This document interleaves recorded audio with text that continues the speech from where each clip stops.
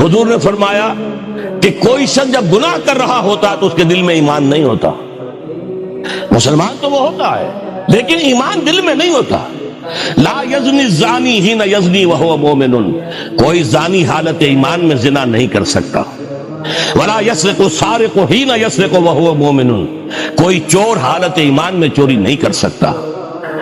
ولا یشرب الخمر حین یشرب وہو مومن، کوئی شرابی حالت ایمان میں شراب نہیں پیتا.